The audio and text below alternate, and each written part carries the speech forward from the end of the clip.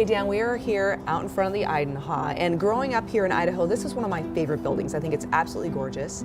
It's kind of an iconic look, and from what I understand, this is one of the most expensive buildings built during its time, right?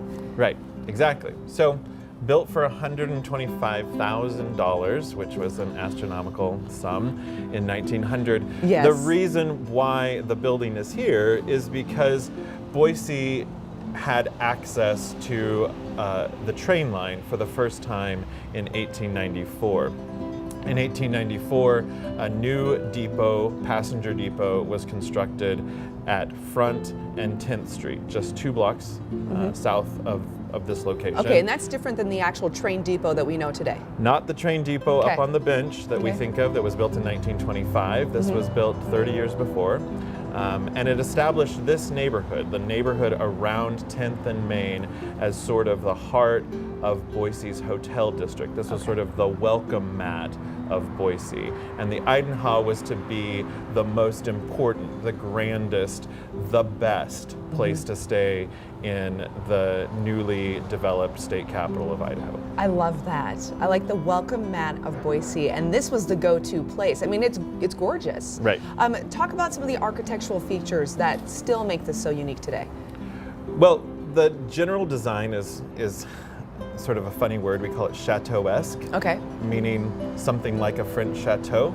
And where you see that, particularly in this building, are the corner turrets with their steep conical candle snuffer roofs.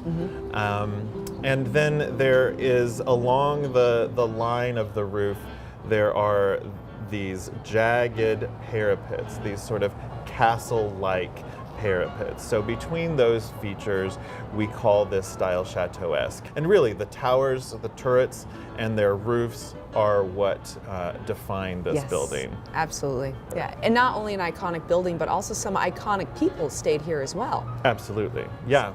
We had presidents stay here. Of course, governors stay here. During the trial of the century that occurred after the Governor Studenberg's assassination.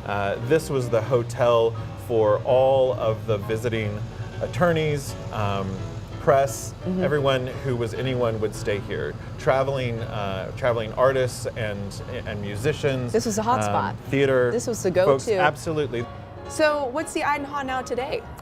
Right, so today, 120 years after it was opened, the Idanha is primarily residential apartments on the upper floors and businesses on the first floor. There have always been restaurants in the Idanha, and some of those restaurants have been the go-to place in Boise over the years.